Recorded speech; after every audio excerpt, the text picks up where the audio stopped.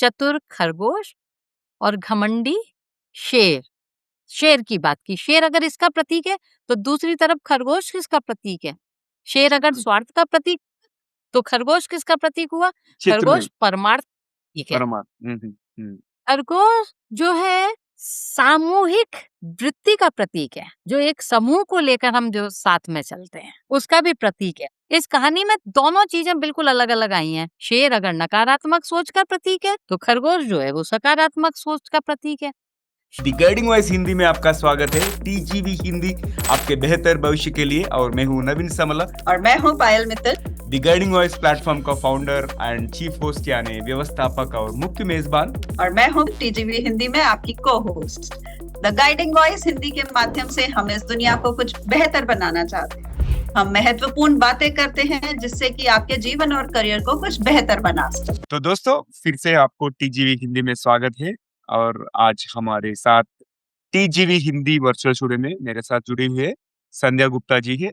और संध्या गुप्ता जी के साथ हम पंचतंत्र स्टोरीज का सीरीज शुरू किया है, और वो सीरीज में ये दूसरा एपिसोड है। This is the second episode. Sandhya ji, आप कैसे हो? Welcome back to TGV Hindi. बहुत बहुत धन्यवाद, बहुत बहुत आभार नवीन जी। और बहुत अच्छा लगता है जब आप पंचतंत्र की कहानियों के लिए और मुझे आमंत्रित करते हैं और उन कहानियों के बारे में मैं और आप बैठकर मिलकर एक विश्लेषण करते हैं। सही है।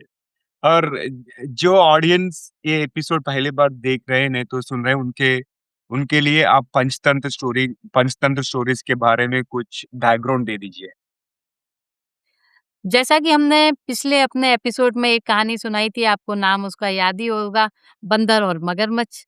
और वो कहानियां क्यों बनी थी उसके बारे में हमने पिछले एपिसोड में बता भी दिया था अपने दर्शकों को, अपने श्रोताओं को। नवीन जी, ये पंचतंत्र की कहानियां अगर देखा जाए ना तो ये कोई आम कहानियां नहीं है, ये कोई आसान कहानियां नहीं है। ये वो कहानियां हैं जो हमारी धरोहर है, ये वो कहानियां हैं जो बहुत ही विशेष हैं, और ये वो कहानियां हैं जो आगे आने वाली पीढ़ियों को सदियों तक प्रेरित करती रहेंगी। आप मेरी इस बात से तो इत्तेफाक रखते ही होंगे। जरूर जरूर, क्योंकि ये सारे कहानियां टाइमलेस विजडम बोलता हूँ मैं। उनका हिंदी ट्रांसलेशन मुझे पता नहीं, मगर ये विजडम तो हमेशा रिलेवेंट ही रहेगा। और बिल्कुल मैं यकीन करता हूँ, like I completely go with you. अच्छा, इन कहानियों में नवीन जी आपने भी बहुत सारी कहानियां आज भी पढ़ी होंगी और बचपन में भी अपने पढ़ी होंगी। और शायद आप जब उम्र के उस पड़ाव पर होंगे जब अपने छोटे बच्चों को और पोते पोतियों को भी ये कहानियां सुनाएंगे जिन्हें आपने कहा कि टाइमलेस विजडम है। तो ये कहानियां जो है, ये कहानियां जीवन के सबक हैं, जीवन की पाठशाला है ये कहानियां। ये कहानियां एक तरीके से देखा जाए तो स्कूल है, संस्था है, और और पाठ है, लेसन्स है। अच्छा, आपने आजकल ये देखा होगा कि मनोरंजन के लिए तो बहुत सारी कहानियां होती हैं जिनमें केवल हमारा होता है, केवल एंटरटेनमेंट हो। लेकिन जो ये पंचतंत्र की कहानियां हैं, इनमें आपने एक विशेष बात अगर कभी पढ़ी हो, सुनी हो, जब आपने ध्यान दी होगी, तो इनमें मनोभाव, उनको सर्वोपरि रखा गया है कि मन के भावों को कैसे हमें उच्चतम स्तर पर पहुंचाना है। और वैसे मन के भाव कैसे होते हैं, कभी कहीं ऊपर होते हैं किसी के, तो कहीं नीचे होते हैं। अब आप इन कहानियों की एक विशेषता देखिए कि इन कहानियों में मनोविज्ञान भी है और मनोविश्लेषण भी है। और उसके बाद क्या होता है, अगर किसी ने इन कहानियों को समझ लिया, इसमें मनोविज्ञान भी है, मनोविश्लेषण भी है, समझ लिया तो मनो उपचार भी है, मनोचिकित्सा भी है। मतलब कहानियों के अंदर ही समस्याएं भी हैं और कहानियों के अंदर भी समाधान भी है मन के। कितनी सारी ग्रंथियां होती हैं, कितनी गांठें होती हैं, हम जो मन के अंदर पाल कर बैठ जाते हैं और उन समस्याओं के समाधान नहीं कर पाते। सही। लेकिन अगर इन कहानियों को हम अपने मनोरंजन के लिए तो पढ़े ही पढ़े, लेकिन अगर इन कहानियों को हम पढ़ने के साथ अपने विवेक से समझ भी लें, तो ये कहानियां हमें मनोरूप से हमारे मन को बहुत ऊंचाई पर ले जाएंगी और जीवन की जो भी समस्याएं हैं, चाहे वो छोटी हो चाहे बड़ी हो, उन समस्याओं से हमें निकालने में बहुत मदद करेंगी, बहुत मददगार साबित होंगी। ज़रूर, जी। ज़रूर।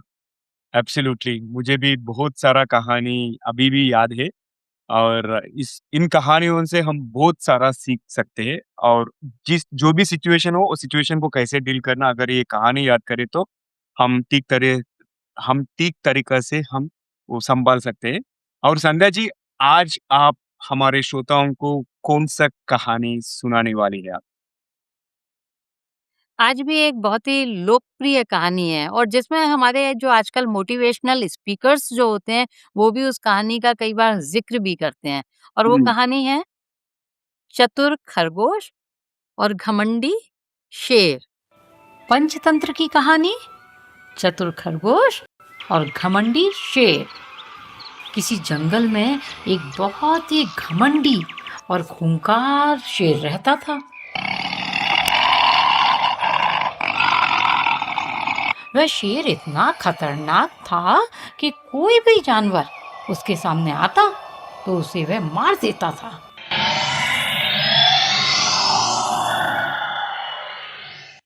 इसी कारण जंगल के सभी जानवर हमेशा उससे डरते रहते थे। जब भी शेर जंगल में भ्रमण के लिए निकलता तो जंगल के सभी जानवर कांपने लग जाते थे। दिन प्रतिदिन शेर का आतंक जैसे जैसे बढ़ने लगा, वैसे वैसे जंगल में रहने वाले जानवर और ज्यादा परेशान रहने लगे। एक दिन सबने मिलकर यह निर्णय किया कि वे शेर से बात करेंगे और प्रतिदिन एक जानवर शेर के पास भोजन बनकर जाएगा, जिससे शेर उसे खाकर अपनी भूख शांत कर लेगा। इससे वे शेर के बढ़ते आतंक से मुक्ति पाएंगे और जंगल में खुशी खुशी प्रसन्नता पूर्वक रह सकेंगे। जब सभी जानवरों ने ये प्रस्ताव शेर के सामने प्रस्तुत किया तो शेर बहुत प्रसन्न हुआ और मन ही मन सोचने लगा कि अब उसे आराम से बैठे बिठाए भोजन मिल जाएगा, कोई मेहनत भी नहीं करनी पड़ेगी। शेर ने यह प्रस्ताव सुनते ही तुरंत इसे स्वीकार कर लिया और कहने लगा, ठीक है, जैसी तुम्हारी मर्जी। इसके बाद प्रतिदिन बारी बारी से जानवर शेर के समक्ष भोजन बनकर जाने लगे और इसके कारण शेर की मौज हो गई। उसे तो बड़ा मजा आ गया क्योंकि अब तो उसे शिकार करने की मेहनत ही नहीं करनी पड़ती थी और बैठे बिठाए भोजन उसके पास आ जाता था। कुछ दिन इसी तरह बीत जाने के बाद अब बारी आई एक खरगोश की।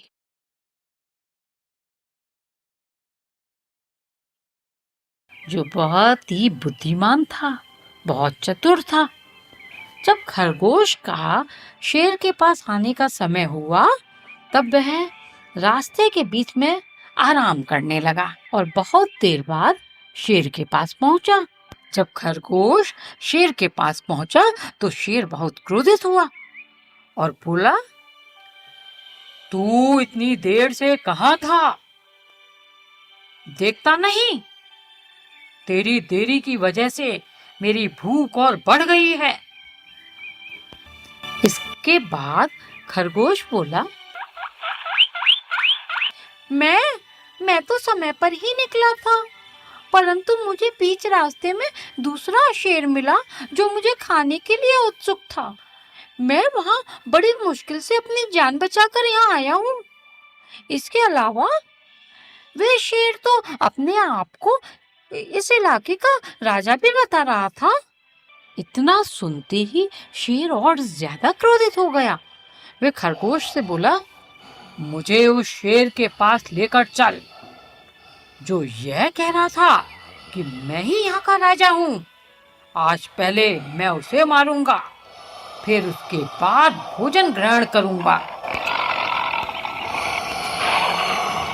खरगोश शेर को एक गहरे कुएं के पास लेकर गया और बोला, वह दुष्ट इसी कुएं में रहता है जो अपने आप को यहाँ का राजा बता रहा था। शेर भागते हुए उस कुएं के पास गया और कुएं के अंदर झांकने लगा।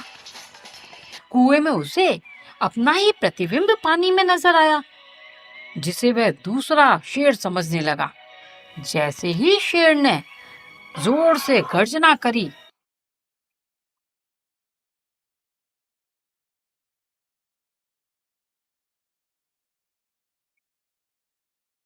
वैसे ही उसकी आवाज टकराकर वापस आई।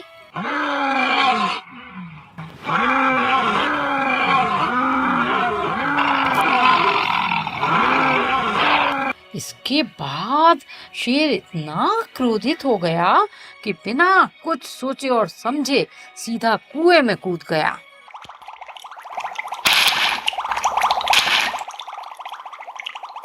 कुएं में कूदते वह छटपटाने लगा और छटपटाने के कुछ समय पश्चात ही उसकी मृत्यु हो गई। ये सब देखकर खरगोश बहुत खुश हुआ और जंगल के अन्य जानवरों को शेर की मृत्यु का समाचार देने लगा। जंगल के सभी जानवर खुश हो गए और खरगोश की जय जयकार करने लगे।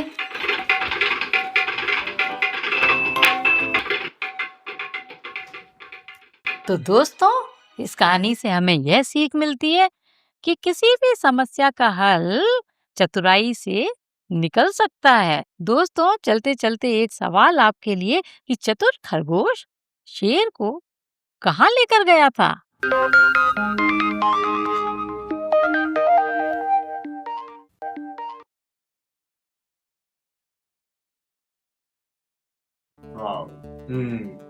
ये कहानी बच्चों की किताबों में जब चित्र के साथ दिखाई देती हैं और बच्चे उसको बड़े रुचि के साथ, बड़े इंटरेस्ट के साथ, बड़ी दिलचस्पी के साथ पढ़ते हैं तो ये कहानी बहुत ही अच्छी लगती है, बहुत ही सुंदर लगती है।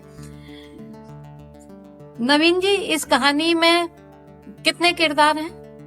मुख्य रूप से तो 2 किरदार हैं। 2 कैरेक्टर्स हैं इस कहानी में। कौन कौन से बताई दीजिए आप हमारे दर्शकों को। खरगोश और शेर। जी, लेकिन इस कहानी में और भी बहुत सारे किरदार हैं जो छिपे हुए हैं, इनके अस्तित्व का कहीं पता ही नहीं पड़ा। वो कौन से किरदार हैं? जो बहुत सारे जानवर थे, हाँ, जंगल के जो रोज जो है वो जाया करते थे शेर के शिकार के लिए। शेर अपनी प्रस्तुति देते थे। तो कहीं ना कहीं आपको नहीं लगता कि इस कहानी में अस्तित्व की भी लड़ाई है? सही। अपने एक्सपीरियंस की भी लड़ाई है। और एक सबसे जो प्रमुख बात निकल कर आती है कि कहानी में बाकी किरदार जो थे उन्होंने कैसे समझौता कर लिया है। बड़ी आसानी से समझौता कर लिया। हाँ, शेर ने हमको बुलाया और हम बारी बारी से जाते रहे और जाकर अपना और उसका शिकार हम अपनी स्वेच्छा से बन गए। राइट। हमने स्वेच्छा में समर्पित कर दिया अपने आप को। तो ये कहानी एक परंपरा से बनकर भी है कि एक खरगोश ऐसा आया जिसने उस जो विपदा थी, जो अस्तित्व की लड़ाई के लिए उसने चतुराई का प्रयोग किया और उसने परंपरा से हटकर ये काम किया था, जो एक परंपरा बन रही है। आप देखिए, आज के परिप्रेक्ष्य में भी देखिए कितनी सारी ऐसी परंपराएं हैं। हाँ, बस फॉलो करना है, लेकिन कभी हमें सोचना भी तो है। ये कहानी तो बहुत बिना सोचे सही है। मैं कंटिन्यू करवा। बिना सोचे समझे केवल आसानी से समर्पण कर देना, तो ये तो कहीं की भी बुद्धिमत्ता नहीं हुई। तो कुछ चीजें ऐसी हैं जिनको केवल हमें ऐसे ही नहीं कर देना चाहिए, हमें उसके बारे में सोचना चाहिए। अब आते हैं हम इन दोनों किरदारों पर कि ये दोनों जो कैरेक्टर्स हैं, दोनों चरित्र हैं, शेर और खरगोश, ये वास्तव में किसका प्रतीक है? जैसे शेर देख लीजिए, किसका प्रतीक हुआ? घमंडी। हिंसा का प्रतीक, हिंसा, घमंड का प्रतीक हुआ। कहीं ना कहीं अविवेक का भी प्रतीक हुआ, बल का प्रतीक हुआ, शक्ति का प्रतीक हुआ, सत्ता का प्रतीक हुआ, अधिकार का प्रतीक हुआ और प्रभुत्व का प्रतीक हुआ, अपने शाही अंदाज का प्रतीक हुआ। बस मैं हूँ, उसकी प्रवृत्ति क्या थी? केवल मैं ही हूँ, मेरे अलावा कुछ नहीं, और जो भी है सब मेरे अधीन है। और एक जी नहीं, अब हम इस कहानी से लोग क्या सीख सकते हैं उसके बारे में बात करेंगे। आपको क्या लगता है पहला सिकाई कौन सी है? शेर की बात की। शेर अगर इसका प्रतीक है तो दूसरी तरफ खरगोश किसका प्रतीक है? शेर अगर स्वार्थ का प्रतीक हुआ तो खरगोश किसका प्रतीक हुआ? खरगोश परमार्थ का प्रतीक है। परमार्थ समझ गए आप? परोपकार का प्रतीक है। खरगोश ने केवल अपने लिए नहीं सोचा था, खरगोश ने अपने सारे मित्रों के लिए भी सोचा था कि मुझे उनको भी बचाना है। और खरगोश जो है किसका प्रतीक है? चंचलता का भी प्रतीक है, चपलता का प्रतीक है। अगर शेर के पास अधिकार थे तो खरगोश ने अपने कर्तव्य का निर्वहन किया था। खरगोश जो है सामूहिक वृत्ति का प्रतीक है, जो एक समूह को लेकर हम जो साथ में चलते हैं उसका भी प्रतीक है। इस कहानी में दोनों चीजें बिल्कुल अलग अलग आई हैं। शेर अगर नकारात्मक सोच का प्रतीक है तो खरगोश जो है वो सकारात्मक सोच का प्रतीक है। शेर अगर सत्ता का प्रतीक है, सत्ता में विश्वास कर रहा है, तो ये प्रजा तो है, लेकिन एक बहुत अच्छी प्रजा है, बहुत सुंदर प्रजा है। शेर जो है एक शासन का प्रतीक है, तो खरगोश जो है एक सामाजिक विकास का प्रतीक है। तो अगर अब आप देखें कि आपने, जैसा कि हम लोग विश्लेषण कर रहे हैं, वास्तव में इस कहानी से हम क्या सीख सकते हैं? आपके अनुसार बताइए कि हम इस कहानी से वास्तव में हम इसका आज नवीन जी इस तरीके से विश्लेषण करते हैं। बड़े जब होते हैं, जब जो अपने कार्यस्थल पर काम करते हैं, तो वो इस कहानी से क्या शिक्षा ले सकते हैं? छोटे बच्चे स्कूल में पढ़ते हैं, वो इस कहानी से क्या शिक्षा ले सकते हैं? और जो पूर्व वय, जो टीनेजर्स हैं, वो इस कहानी से क्या शिक्षा ले सकते हैं? क्योंकि ये कहानी को अगर हम 3 मानदंडों पर मापेंगे, अगर हम 3 तरीके से इस कहानी को सोचेंगे, तो इसके निष्कर्ष अच्छे निकल कर आएंगे। आपके अनुसार जो नौकरी पेशा लोग हैं, वो जब इस कहानी को पढ़ते हैं, तो वो इस कहानी को किस एंगल से पढ़ें, किस कोण से पढ़ें, जिससे कि वास्तव में वो कार्यस्थल पर भी बहुत अच्छा कार्य करके दे सकते हैं। राइट। अगर कार्यस्थल में हम बात करें तो लीडर्स और प्रोफेशनल्स के लिए भी यही संदेश है कि पावर और पोजीशन से ज्यादा मायने रखती है विनम्रता और रणनीति, मतलब ओबीडियंस और स्ट्रैटेजी। जी बिल्कुल सही। अच्छा, आपने कार्यस्थल पर बात की और आपने बहुत अच्छी बात की कि हाँ, लीडरशिप भी उसी में है जहाँ आप विनम्रता से काम करें, जहाँ आपका अहंकार ना दिखाई दे। अच्छा, अब टीनेजर्स, किशोरावस्था जो होती है, उसमें वो जो बच्चे होते हैं, किशोर अवस्था या थोड़ी युवा अवस्था जो होती है, उसमें बच्चों में एक स्वाभाविक सी प्रवृत्ति आ जाती है कि वो निर्णय जो लेते हैं वो सोच समझ कर ले लेते हैं। कहीं ना कहीं उनमें अहंकार भी आ जाता है, क्योंकि उनमें इतनी सोचने समझने की वो शक्ति इतनी होती नहीं है, वो उम्र ही ऐसी होती है। तो इस कहानी से हमें यहाँ पर भी ये भी प्रेरणा मिलती है, और कई बार दिशाहीन भी हो जाते हैं वो बच्चे। इस कहानी से हमें ये प्रेरणा भी मिल जाती है कि खरगोश की तरह चंचल तो हैं हम, लेकिन हमको चतुर भी होना है। राइट। और हमें केवल अपने लिए नहीं जीना है, अपने दोस्तों का भी भला करके जीना है हमें। राइट। और जी, और केवल शारीरिक बल जो उस उम्र में सबसे ज्यादा होता है, कोई हमारी पहचान नहीं है, बल्कि बौद्धिक क्षमता, बौद्धिक शक्ति, वो भी हमारी पहचान है। और हमें अपने अस्तित्व की लड़ाई लड़नी चाहिए, ना कि एक भयभीत होके, डरपोक होके तुरंत समर्पण कर देना चाहिए। हमें जीत का प्रतीक बनना है, हमें हार का प्रतीक नहीं बनना है। और कितनी भी विकट परिस्थिति हो, जब जीवन और मृत्यु में बन जाती है या जीवन और मृत्यु में ठन जाती है जब, तो हमें जीवन को गले लगाना है, मृत्यु को पछाड़ना है। तो कभी भी जैसे कई बार रिजल्ट वगैरह खराब आ जाते हैं, तो बच्चों को जो है हतोत्साहित नहीं होना है, उन्हें खरगोश की तरह अपनी बुद्धि का प्रयोग करना है। राइट। और आज की पीढ़ी के लिए इसका मतलब है कि कठिनाइयों से भागो मत और उनका सामना करो, चाहे करियर हो या बिजनेस हो। चुनौतियां यानी चैलेंजेस तो आएंगे, मगर हमें धैर्य और बुद्धिमानी से रास्ता निकलना होगा। तो ये भी एक अच्छा संदेश है ना जी। और बच्चों के लिए, जो छोटे छोटे बच्चे हैं, जो 10 साल के बच्चे हैं, 11 साल के बच्चे हैं, हमने देखे 3 स्तर पर इस कहानी का हम विश्लेषण कर रहे हैं। तो उन छोटे बच्चों के लिए आप क्या समझते हैं? उनके लिए एक मनोरंजन के हिसाब से वो शेर और खरगोश जो है, उन्हें कैसा बनना है, उनके भविष्य की नींव इस कहानी से कैसे पड़ेगी? आप क्या सोचते हैं इस बारे में? मैं सोचता हूँ कोई ये समस्या का हाल ताकत से नहीं, मगर ये स्मार्ट सोच से निकलना है। बच्चों सोचना है कि हम इस सिचुएशन से बाहर कैसे निकले, राइट? उसके बारे में सोचना पड़ेगा।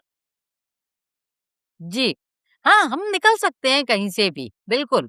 और जो छोटे-छोटे बच्चे हैं, उनको ये बात तो समझ में आ जाएगी कि शेर जो है, वो थोड़ा ताकतवर है और खरगोश जो है, चंचल है। उन्हें तो इसी तरीके से कहानी आ जाए, समझ में आ जाएगी। लेकिन छोटे बच्चे इस बात का ध्यान रखें विशेष, क्योंकि आपके चैनल को, आपके इ इस जो पॉडकास्ट को सभी बच्चे भी देखेंगे, ज़ाहिर-सी बात है। तो उसमें ये छोटे बच्चे सोचें कि हाँ, अगर कोई आपको मूर्ख बना रहा है, कोई आपके चुनौती दे रहा है, तो ऐसा नहीं है किसी ने कहा और आप कुएँ में कूद गए।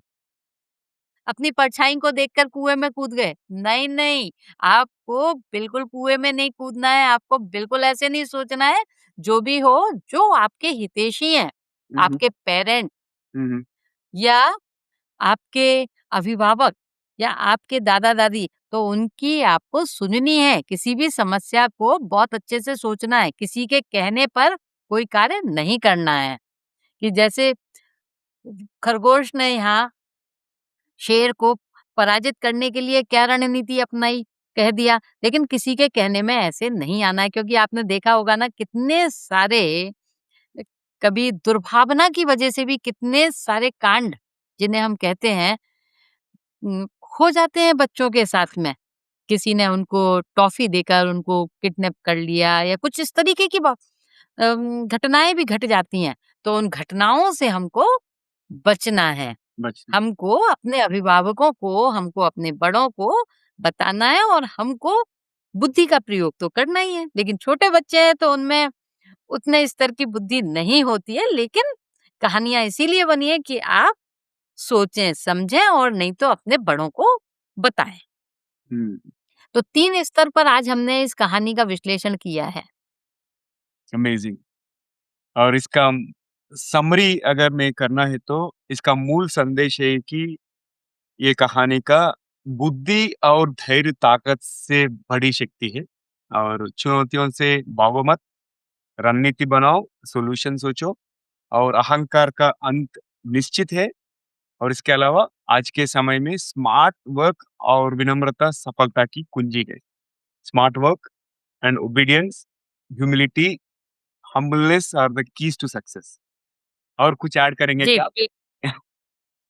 जी, नहीं, आपने बिल्कुल सही बात की है और हमें इस बात को ध्यान रखना है कि हम कौन-सी परिस्थिति में हैं। उस परिस्थिति के हम अनुसार हमें सोचना है कि हमको इस समय समझौते की रणनीति अपनानी है, समझदारी की रणनीति अपनानी है, या वास्तव में हमको इस परिस्थिति से लड़ना है। तो ये भी हमें सोचना होगा, क्योंकि ज़रूरी नहीं है कि हमेशा अपने आप को केवल हीन और दीन नहीं मानना है। अपने आप को होशियार, चतुर और बलशाली, शक्तिशाली वो मानना है क्योंकि बौद्धिक शक्ति जो होती है, दिमाग की शक्ति की कोई बराबरी नहीं नहीं, है। सुपर्ब!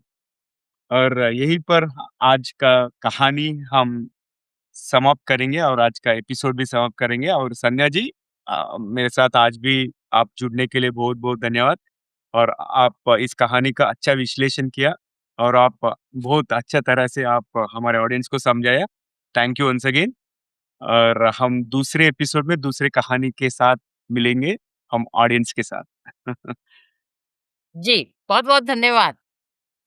तो दोस्तों, ये था आज का हमारा एपिसोड संध्या गुप्ता जी के साथ।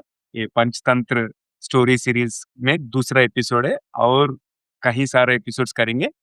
तो अगली बार हम आपको आपसे एक विनती है कि अगर आपको ये श्रृंखला यानी ये एपिसोड पसंद आए तो अपने 3 करीब लोग जो फ्रेंड्स हो या फैमिली मेंबर्स हो या कलीग्स हो, उनके साथ भी शेयर कीजिए। शायद उन्हें भी इससे कोई फ़ायदा हो या कोई टिप्पणी उन्हें भी पसंद आए। तो यहीं पर आज का एपिसोड समाप्त करते हैं और दोस्तों टीजीवी हिंदी में ट्यून करने के लिए बहुत-बहुत धन्यवाद। अगर आपको कोई प्रतिक्रिया यानी सजेशंस है या अगर आप किसी को हमारे मेहमान करके बुलाना चाहे तो हमें ज़रूर ईमेल करें। हमारा ईमेल एड्रेस tgvhindi@gmail.com और मैं हूँ नवीन सामला, आपकी हमसफ़र। यही उम्मीद है कि हमारी कोशिश कई लोगों की ज़िंदगी में कुछ अमूल्य बातें पहुँच जाए। तो अगले बार तक के लिए नमस्ते और धन्यवाद। सुनते रहिए, देखते रहिए टीजीवी हिंदी। टीजीवी हिंदी आपके बेहतर भविष्य के लिए फिर से अगले एपिसोड में दूसरे कहानी के साथ मिलेंगे। जब तक take care, love you all, bye bye.